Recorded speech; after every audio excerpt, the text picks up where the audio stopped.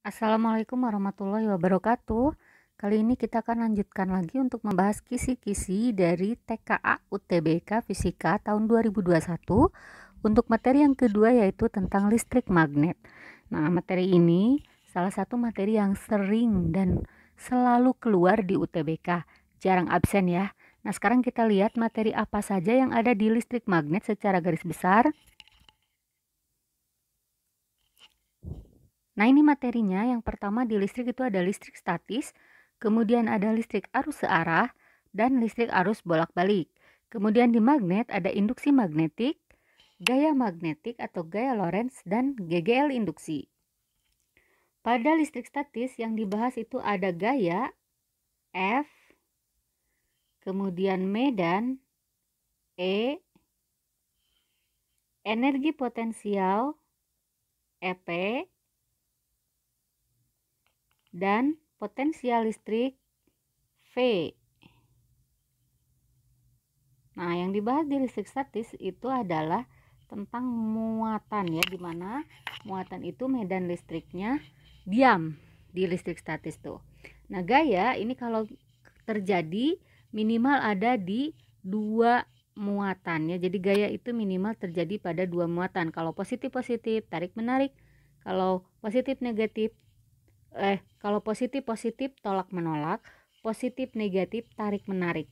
Nah, besar gayanya, gaya tarik dan gaya tolaknya itu adalah Ki per R kuadrat. Q per R kuadrat. Nah, sedangkan untuk medannya itu hanya terjadi pada satu muatan, jadi jarak satu titik pada sebuah muatan. Kalau misalnya muatan positif, maka medan listriknya adalah keluar E-nya ya. Kalau misalkan muatannya negatif, maka medan listriknya masuk gitu ya. Nah, berapa besar medan listriknya? E-nya adalah kaki per R kuadrat, di mana R-nya itu adalah jarak dari muatan ke titik tersebut. Yang ketiga adalah energi potensial listrik. Itu adalah energi yang dibutuhkan untuk memindahkan sebuah muatan ke titik tersebut. Jadi E-nya besarnya adalah Ki boleh juga kita tulis Ki besar, Ki kecil ya. Nah, Q1, Q2 boleh juga, yang ini juga sama, yang ini juga sama ya, boleh Q besar, Q kecil atau Q1, Q2. Pokoknya ada dua muatan, ini juga sama. Kaki per R. Ini untuk EP. Kemudian untuk potensial listrik V itu adalah kaki per R. Nah, jadi kamu bisa lihat nih, ke kanan F dan E, ini hubungannya kurangi satu R-nya ya, kurangi satu Q-nya ya, jadi E per Q. Nah, ini E per Q sama dengan E. Berarti yang ini juga sama ya. Ini jangan pakai garis. Nah, ini juga sama. Kalau ke sini EP per Q itu adalah V, gitu ya. Yang ke bawah itu berkurang Q-nya 1. Jadi F kalikan R itu adalah EP. Gini ya. Kemudian satu lagi E kalikan R itu adalah V. Biasanya R-nya dinyatakan dalam D, jarak.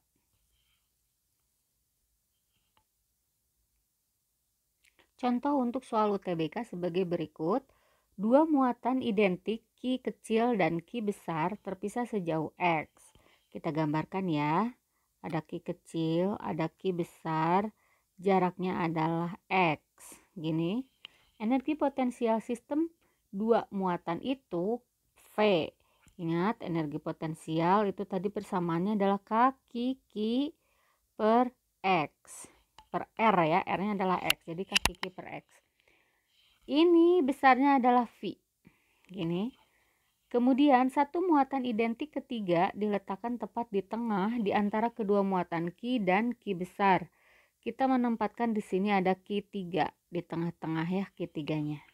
Usaha oleh gaya kolom untuk meletakkan muatan ketiga itu adalah 4V. Usaha oleh gaya kolom.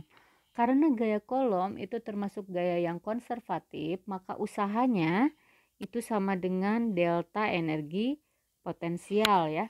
Kalau gayanya tidak konservatif seperti gaya gesek, maka usahanya itu cukup delta energi kinetik saja, tidak berlaku delta energi potensial.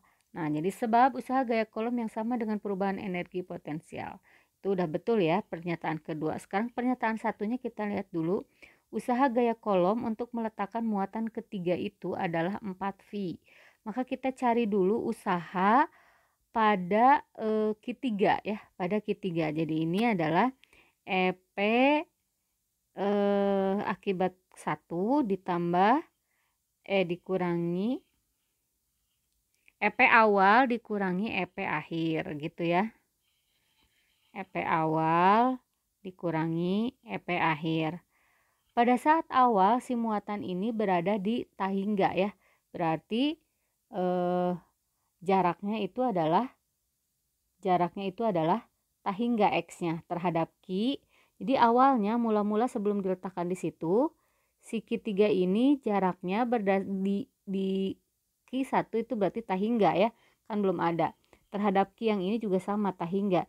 Jadi energi potensial yang pertama itu tidak dipengaruhi oleh muatan Q kecil dan Q besar, sehingga energi potensialnya di sini 0. Jadi tinggal kita menghitung energi potensial akibat dari Q1 dan Q2 pada saat Q3-nya itu ada di posisi tengah-tengah ya, atau EP aksennya.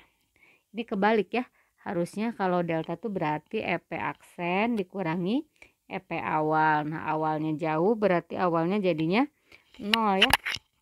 Awalnya 0, maka ini tinggal kamu cari EP1 ditambah EP2 nih, dikurangi akhir awalnya, ini akhirnya pada saat dia ada di tengah-tengah sini berarti dia punya energi potensial dari Q yang kecil, kemudian punya energi potensial dari Q yang besar gitu ya. Jadi ada kaki Q3 Q besar gitu ya. Nah, ini pada saat dia posisinya di tengah-tengah, tapi pada saat di tahingga itu energi potensialnya 0, jadi belum terkena. Kalau di benda itu belum terkena gravitasi ya, kalau benda di dekat gravitasi bumi. Tapi kalau di muatan ya berarti dia belum terkena gaya Coulomb atau energi potensialnya 0. Jadi tinggal kita masukkan kaki Q3 per jaraknya dari sini ke sini berarti setengah X plus K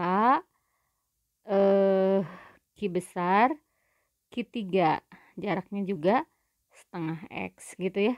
Nah, satu muatan identik, ini identik, Q3-nya Q besar Q kecil juga sama, identik juga, jadi Q semua ya. Di ini kaki kuadrat per X itu adalah V. Nah, yang ini sekarang berapa? Kaki kuadrat Q-nya Q kecil mau Q besar, samain ya biar nggak bingung nih.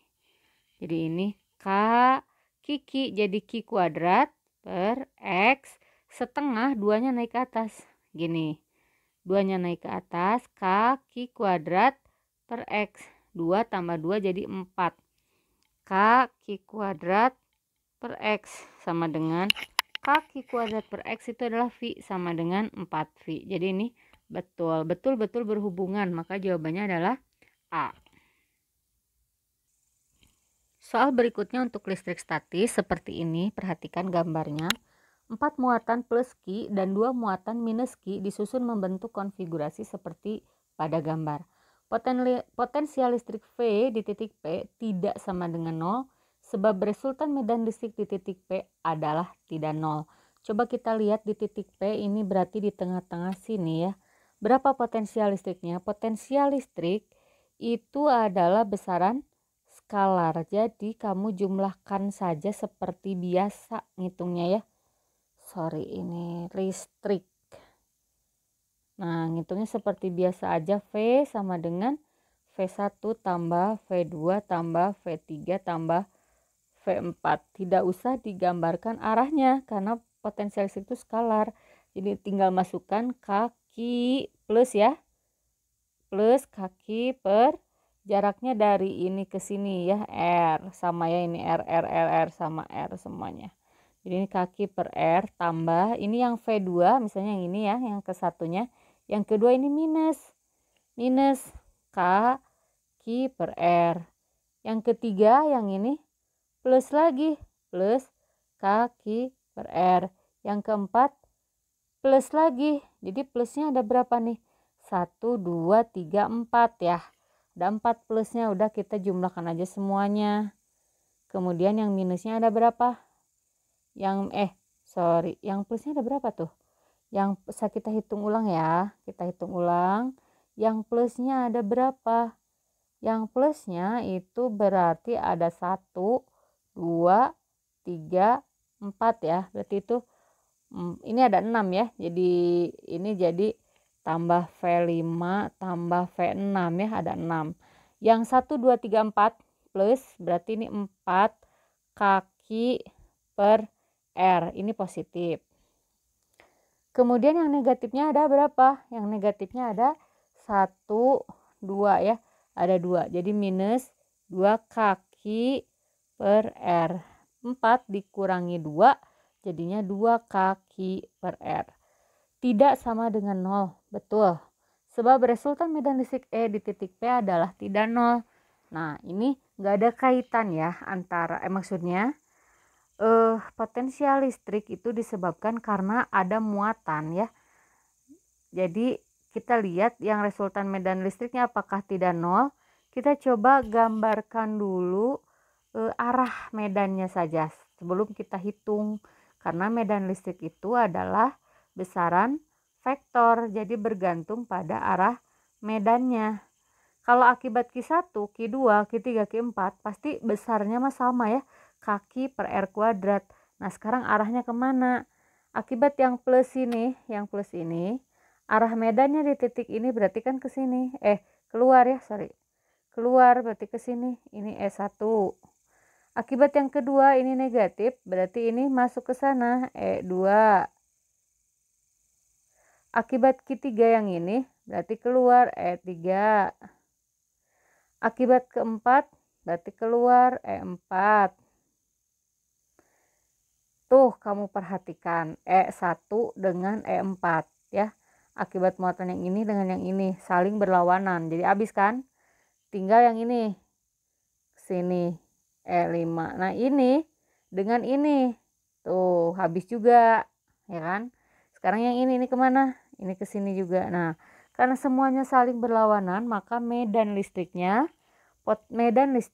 sama dengan 0 karena dia besaran vektor, jadi bergantung pada arahnya ya. Jadi E-nya sama dengan 0. Karena apa? E1 dengan E4, E2 dengan E5, E3 dengan E6 saling berlawanan. Jadi E-nya 0. Jadi ini salah. Betul dan salah. Jadi jawabannya D ya. Betul dan salah. Kalau misalkan A betul-betul saling berhubungan. B betul tidak saling berhubungan. C itu betul salah ya, C itu betul salah. Kemudian yang D itu salah betul dan yang E itu salah-salah ya. Jadi ingat-ingat optionnya.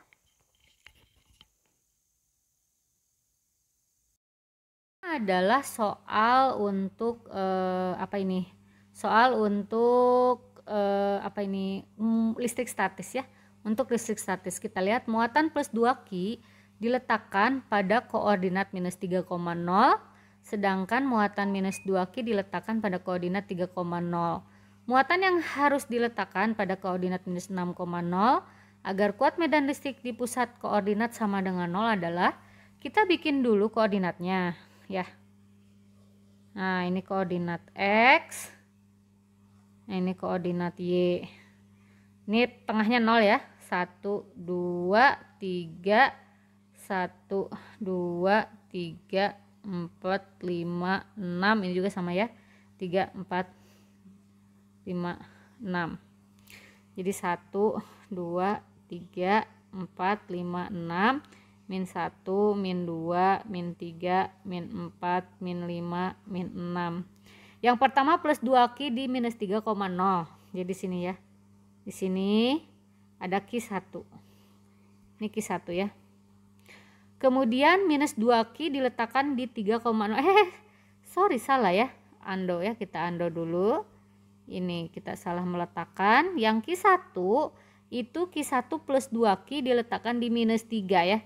Jadi di minus 3 di sini ya, minus 3 ini Q1. Kemudian minus 2Q, ini Q1 ya tadi ya.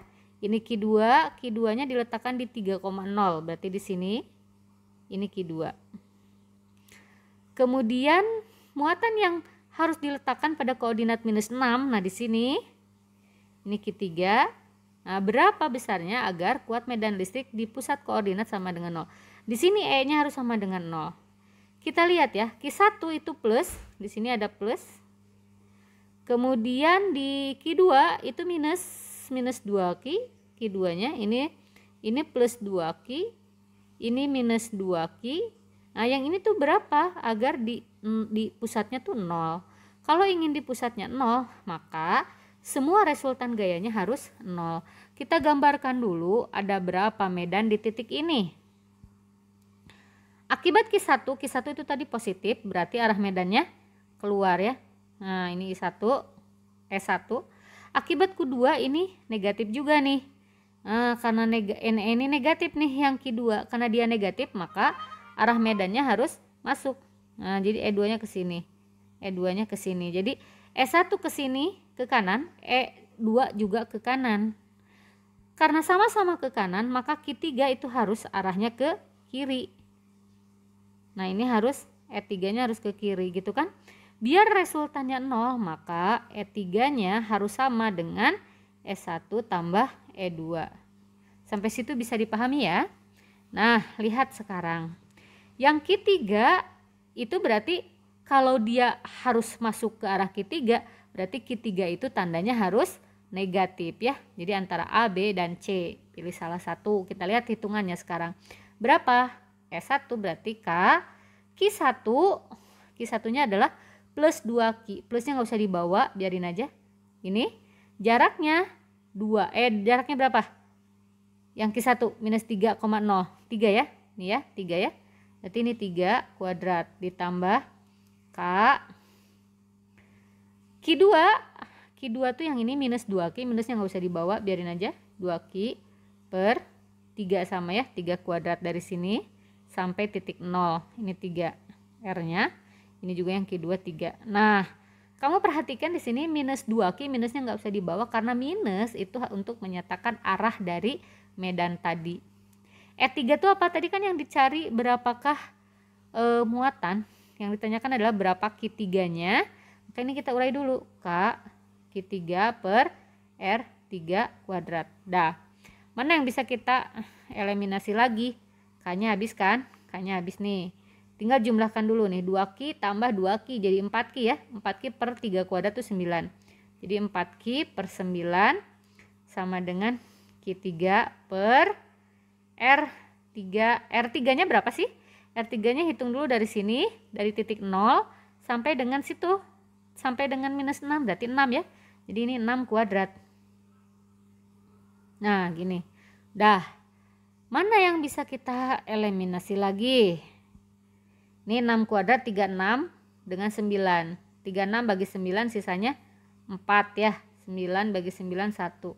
Jadi Q3-nya hasilnya adalah Q3-nya sama dengan 4 itu kali silang ke sana jadi 16 Q. Tadi tandanya harus negatif biar arahnya ke arah sana. Jadi ini minus 16 Q. Ini listrik statis. Materi kedua di listrik statis, selain tadi ada gaya medan, energi, dan potensial listrik, ada yang namanya kapasitor ya. Kapasitor itu biasanya yang dibahas yang pertama ada kapasitor keping sejajar. Kapasitor keping sejajar ini ada namanya kapasitas C sama dengan Q per V gini ya. Nah, ini di mana C-nya adalah kapasitas, satuannya farad. Kemudian Q-nya itu adalah muatan, satuannya kulom. Kemudian V itu adalah tegangan atau beda potensial, satuannya volt. Nah, selain itu ada juga di sini yang dibahas itu adalah energi ya. Energi kapasitor. Energi pada kapasitor, energinya itu besarnya adalah E sama dengan setengah CV kuadrat. Mirip dengan energi kinetik. Kalau energi kinetik setengah mv kuadrat, massa dan kecepatan. Tapi kalau di sini energi ini masih satuannya joule. Nah, hanya di sini V-nya itu adalah tegangan atau beda potensial, satuannya volt. Sedangkan C-nya itu masih kapasitas, satuannya farad.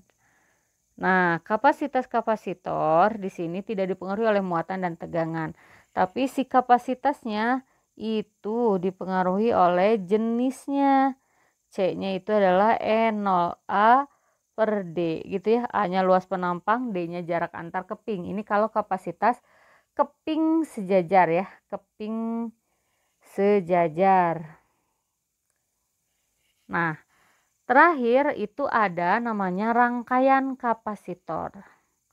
Untuk kapasitor itu ada namanya rangkaian kapasitor. Rangkaiannya itu ada dua. Yang pertama itu adalah rangkaian seri. Nah, seri itu berarti gini nyusunnya. Nah, ini seri ya. Kemudian yang kedua ada rangkaian paralel. Paralel berarti nyusunnya bercabang ya. Jadi mirip nanti dengan resistor nih. Nah, ini. Nah, kalau untuk yang seri, C seri itu hitungnya adalah 1 per C1 tambah 1 per C2 dan seterusnya. Kalau yang paralel itu tinggal dijumlahkan aja C1 tambah C2 dan seterusnya. Nah, sekarang lihat soalnya untuk tahun 2019.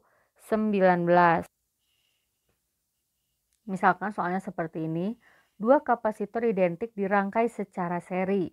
Tiap kapasitor memiliki kapasitas C. Agar energi listrik yang tersimpan pada setiap kapasitor itu sebesar W, muatan seluruhnya pada rangkaian kapasitor tersebut adalah, ini diketahui dua kapasitor identik dirangkai seri. Kalau seri berarti 1 per C, seri 1 per C tambah 1 per C ya. Jadi 2 per C, maka C-nya itu adalah setengah C. Dibalik ya, C per 2. C per 2 atau setengah C.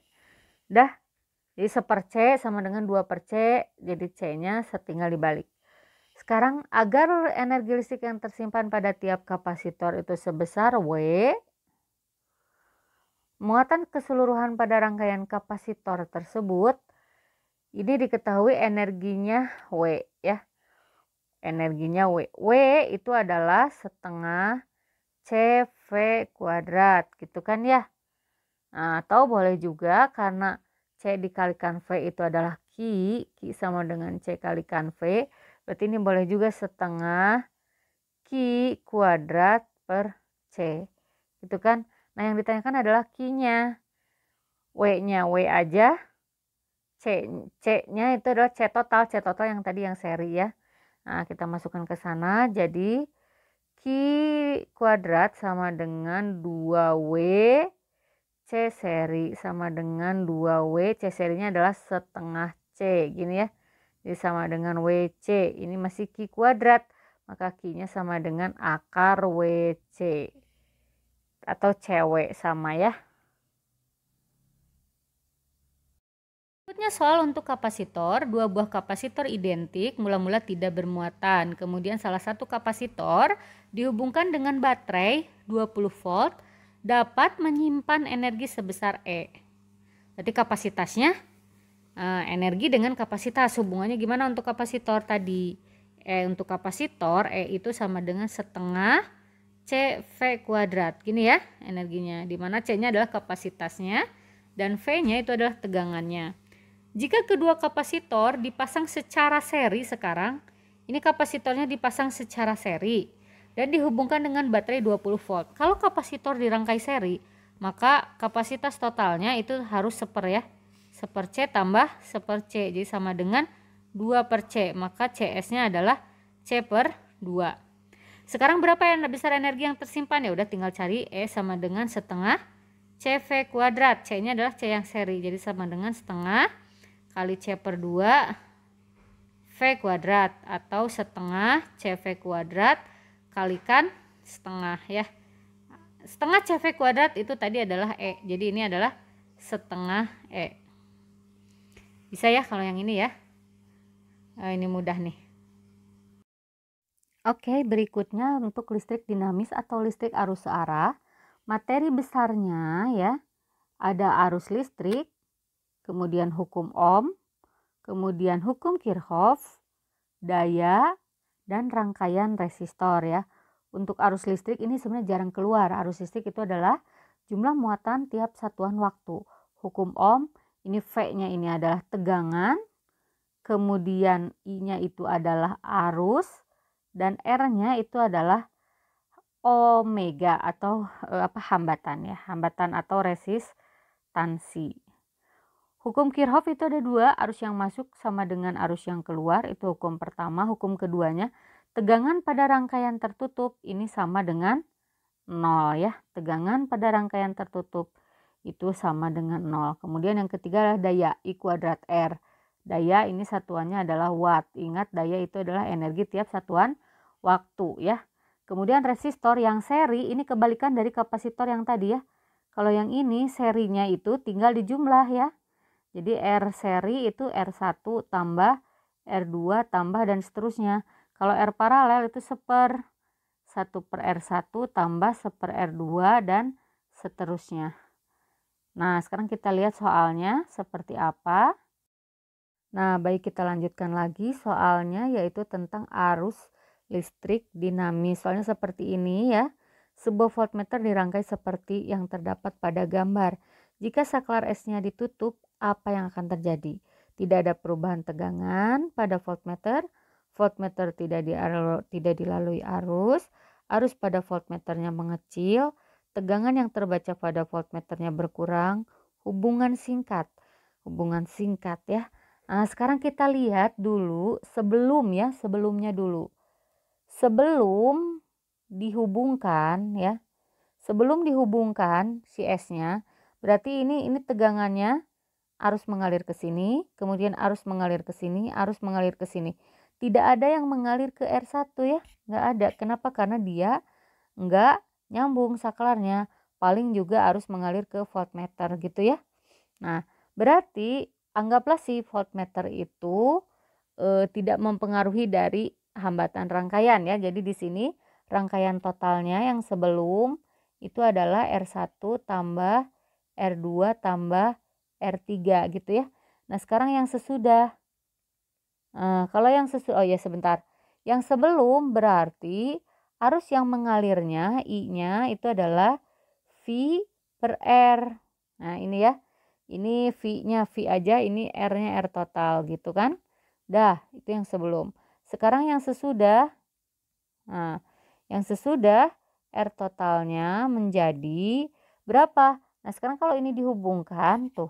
Kalau ini dihubungkan, maka sekarang R1 yang ini dengan R1 yang ini menjadi rangkaian paralel. Kalau rangkaian paralel maka jadinya 1/R ya, 1/R paralel gitu, 1/R1 tambah 1/R1 tuh. Jadi setengah, jadi R paralelnya itu adalah R1/2 ya, ini kan 2/R1. Jadi ini R1/2 ditambah R2 ditambah R3 tuh. Sekarang R totalnya menjadi lebih kecil ya kan. Kalau ini misalnya 1 jadi 3, kalau ini 1/1 jadi 2/2, jadi R-nya lebih kecil. Maka I-nya sekarang jadi V per R aksen total ini akan lebih besar gitu kan. Kalau misalnya ini V per 3, maka ini jadinya V per 2/2 gitu kan. Jadi lebih besar I-nya ya kan. I aksennya lebih besar. Nah, maka si I yang nyambung ke voltmeter juga akan menjadi lebih besar gitu kan. Jadi arus pada voltmeter itu akan lebih besar. Ini salah ya. Nah, voltmeter tidak dilalui arus juga ini salah ya, kecuali kalau nggak ada arusnya gitu. Kemudian tidak ada perubahan tegangan yang terbaca pada voltmeter, betul nggak? Nah, kenapa?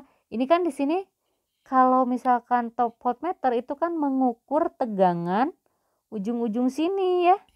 Nah, karena ada perubahan arus, maka akan ada perubahan tegangan.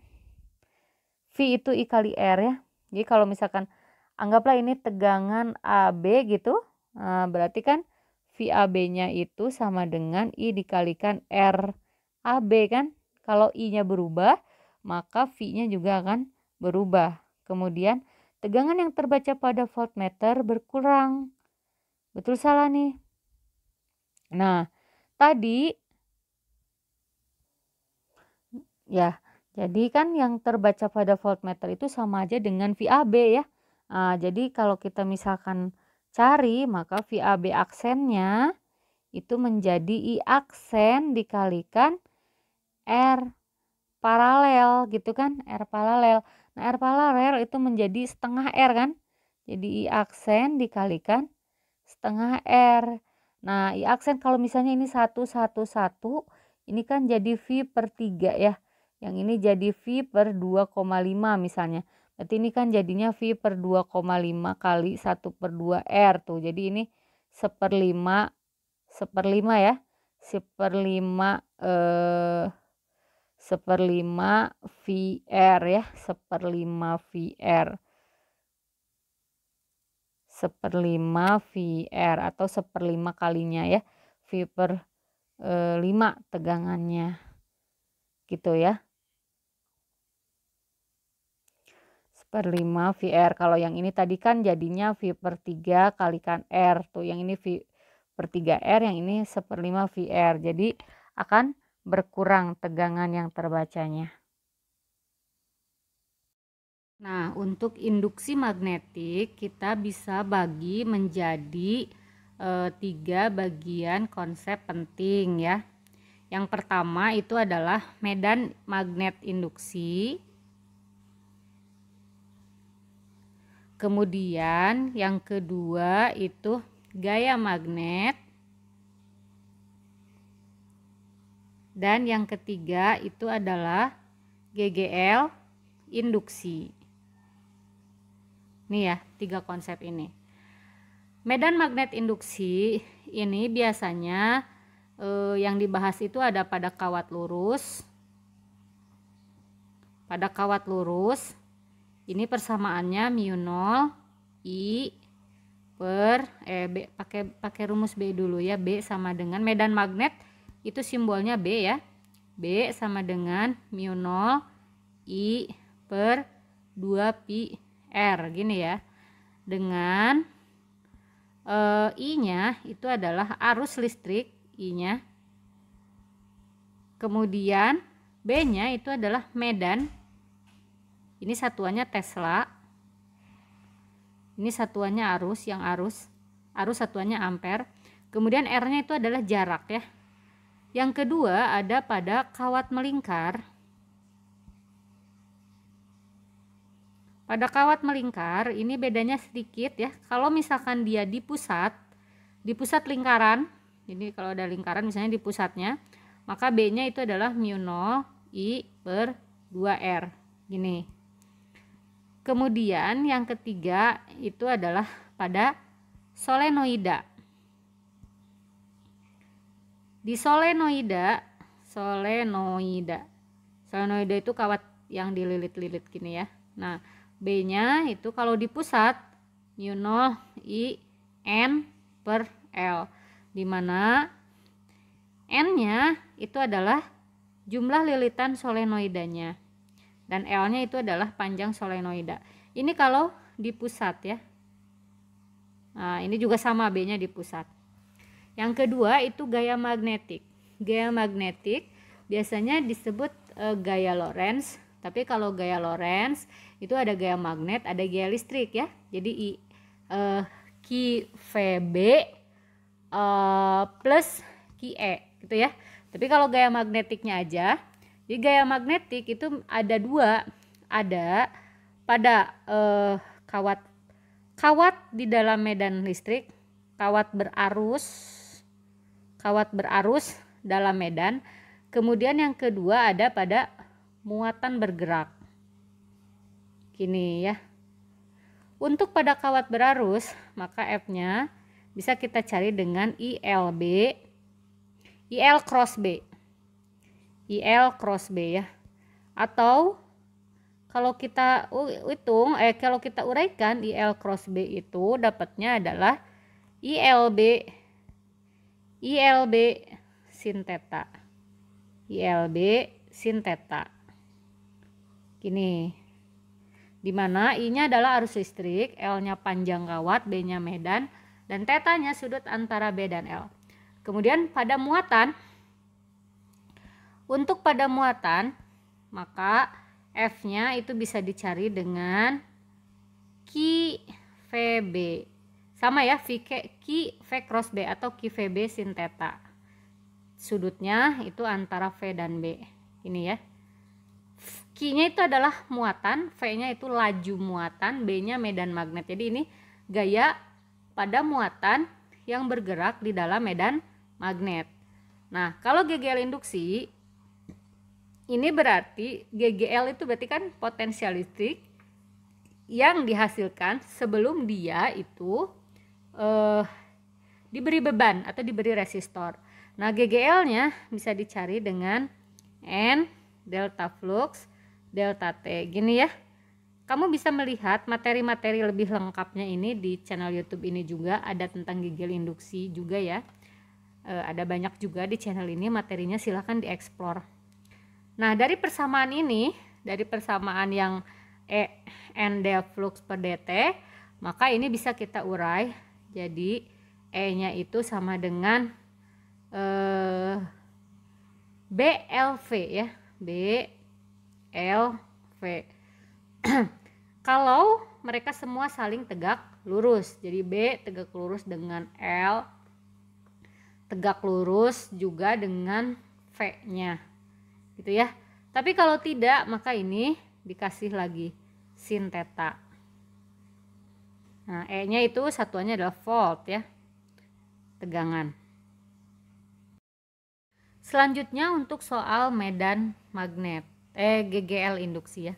Dua buah kawat konduktor yang sejajar dan berjarak L dipasang membentuk sudut 30 derajat terhadap bidang horizontal. Jadi ini kamu gambarkannya 3 dimensi ya. Jadi dia antara L dengan B itu enggak saling tegak lurus ya.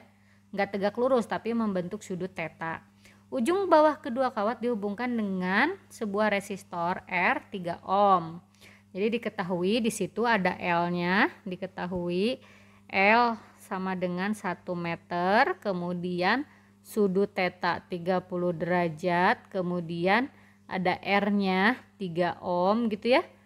Kemudian batang konduktor bergeser dengan massa M, bergeser turun di sepanjang rel tanpa kehilangan kontak dengan rel, sehingga relnya dan batang membentuk satu rangkaian tertutup. Pada daerah tersebut terdapat medan magnet 2 Tesla, B-nya 2 Tesla. Gini. Nah, jika batang turun dengan laju konstan V sama dengan 3 meter per sekon, gini. Massa batang M-nya berapa? Ditanyakan berapakah M. Nah, ingat di sini konsepnya, kalau dia itu V-nya konstan, ini kan V-nya konstan nih. Kalau V-nya konstan, maka sigma F-nya harus sama dengan 0. Karena si M batang ini bergerak ke bawah, berarti kan ada gaya yang ke sana ya. Gaya apa aja sih yang ke sana? Kalau kita lihat batang tuh punya massa, berarti dia punya gaya berat. Nah, gaya berat kan menuju ke pusat bumi, gini ya. Nah, gaya yang menuju ke pusat bumi itu, nah kalau gayanya yang ke sini bergeser ya, sorry. Nah, kalau gaya yang ke sini berarti ini jadi apa? Kamu urai kan? Ini kan depannya nih. Ini depan, ini MG. Jadi ini MG sin theta. Jadi ini merek mekanika ya. Ini MG sin theta. Nah, kalau MG sin theta ini ke bawah, kalau dia ingin V-nya konstan, maka harus ada gaya yang melawan kan? Gaya yang melawan ini pastinya harus berlawanan. Jadi di sini gaya apa? Gaya magnet, gitu kan? Jadi gaya magnetnya F sama dengan MG sin theta. Jadi gaya ke atasnya gaya magnet, yang ini gaya magnetik. Yang ke bawah miringnya itu adalah MG sin theta. Gaya magnetiknya tuh apa sih? ILB kan?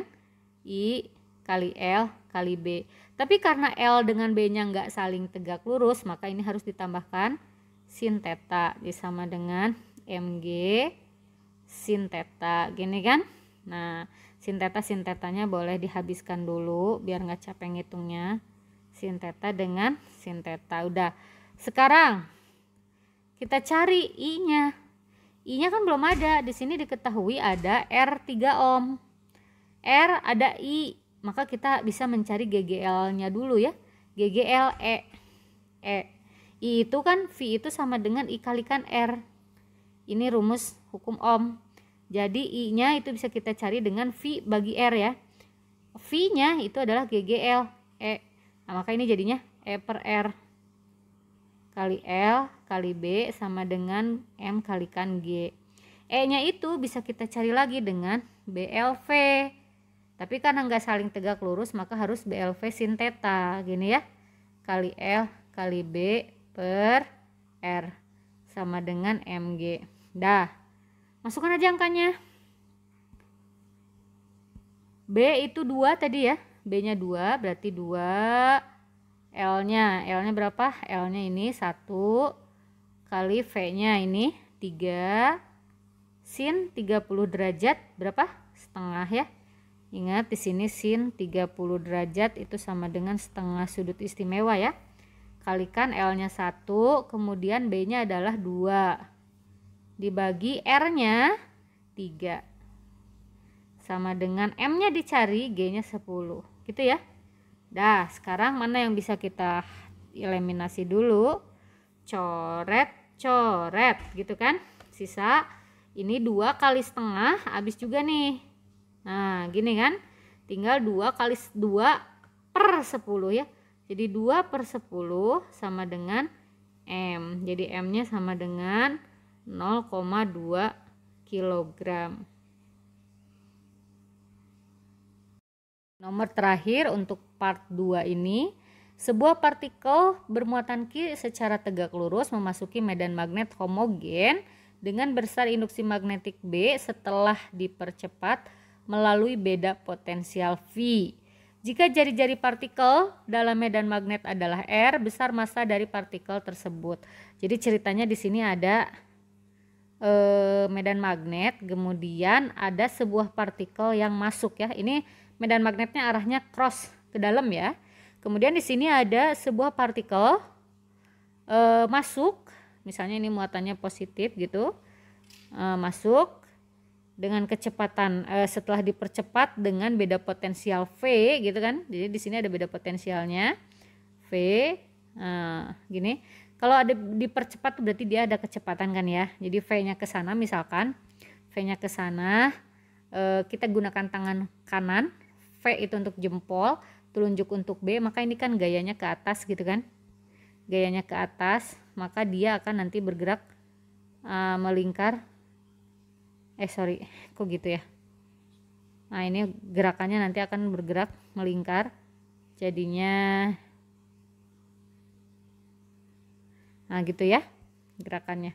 Nah sekarang ini B-nya tadi arahnya masuk. Nah sekarang yang ditanyakan itu adalah besar massa dari partikel tersebut. Kalau ada partikel muatannya Q, kecepatannya V, medan magnetnya B saling tegak lurus, maka akan dapat gaya. Ya kan? Gayanya itu adalah Q V B. Ingat di sini V-nya itu bukan beda potensial, tapi di sini V-nya adalah kecepatan ya. Ini V-nya adalah kecepatan. Saling tegak lurus nih, jadi nggak usah pakai sin theta ya. Nah, Q-nya itu muatan, B-nya itu adalah medan magnet. Nah, sekarang yang ditanya tadi adalah besar massa dari partikel. Nah, apa kaitannya? Nah, ini kan dia bergerak apa? Melingkar. Kalau bergerak melingkar, maka akan ada gaya yang menuju ke pusat lingkaran. Gaya yang menuju ke pusat lingkaran itu namanya adalah gaya sentripetal. Gaya sentripetal itu persamaannya F asep sama dengan Mang asep. Gini ya. Atau F sama dengan mv kuadrat per R. Nah, di sini kan si gaya magnetnya itu menuju ke pusat, ya kan? Berarti si gaya magnet ini berperan sebagai gaya sentripetal. Nah, gini. Nah, ini jadi sama dengan ya. Dah, kita masukkan. Jadi KVB sama dengan MV kuadrat per R. Coret V-nya 1. Gitu ya. V-nya coret 1. Tadi yang dicari apa? M. R-nya pindah ke sana. V-nya pindah ke bawah. Gitu kan. Jadi Q, B, R per M. Per V ya. M-nya kan mau dicari. Per V ini sama dengan M. Gitu ya. Nah, jadi M-nya berapa? QBR per V. Tapi V-nya itu adalah kecepatan. Nah, apa hubungannya kecepatan dengan beda potensial? Ingat, energi potensialnya itu berubah menjadi energi kinetik. Energi potensial itu apa? Q kalikan V. Ingat yang tadi listrik statis ya. Jadi ini listrik statis dengan medan magnet berhubungan nih. QV ya. Yang gini, F, EP, E, V. Jadi ke sini F per Q, ke sini EP per Q. EP per Q itu sama dengan EP per Q itu sama dengan V. Berarti EP-nya itu adalah Q kalikan V gitu kan. Sama dengan setengah M V kuadrat. Gini ya. Nah, jadi V-nya itu adalah, kalau dihitung dari sini, jadi 2QV. Ini kita kasih garis dulu. Jadi ini 2QV, gini. 2QV per M. 2QV per M sama dengan V kuadrat ya, gitu. Jadi V-nya itu akar ya. Jadi V-nya sama dengan akar 2QV akar 2QV per M. Masukkan sini.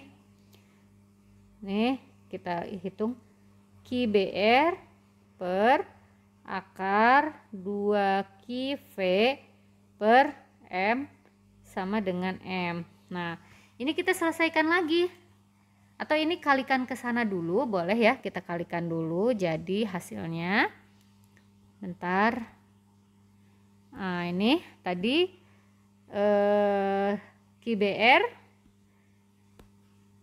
QBR sama dengan M akar 2QV per M. 2QV per M. Nah, ini kan akarnya biar dikuadratin semua, berarti harus dikuadratin biar akarnya hilang. Q kuadrat, B kuadrat, R kuadrat sama dengan M kuadrat 2QV. V-nya itu udah potensial per M. Gini kan? Dah, M-nya bisa coret lagi nih. M kuadrat dengan M jadi habis kan? Q kuadrat, ini Q kuadrat dengan Q jadi habis juga tuh. Jadi M sama dengan B kuadrat R kuadrat per 2V. Gini ya hasilnya. V kuadrat B kuadrat R kuadrat per 2V. B kuadrat R kuadrat per 2V. Q-nya ada nggak ya? Q-nya sisa 1 ya, sorry ya. Q-nya masih ada tuh. Q-nya 1, masih ada 1. QB. Q B kuadrat R kuadrat. Nah, ini jawabannya. Jadi ini perpaduan, ada gaya sentripetal rumusnya, ada gaya magnet, ya. Kemudian ada listrik statisnya, energi potensial tadi. Nah, udah matematiknya tinggal diselesaikan. Oke, sampai sini untuk part yang kedua. Semoga bermanfaat. Tetap semangat mengikuti ujiannya, mudah-mudahan mendapatkan kesuksesan ya. Berdoa dulu, dan kesuksesan itu diperoleh dari usaha dan doa ya. Terima kasih, sampai ketemu lagi lain waktu. Assalamualaikum warahmatullahi wabarakatuh.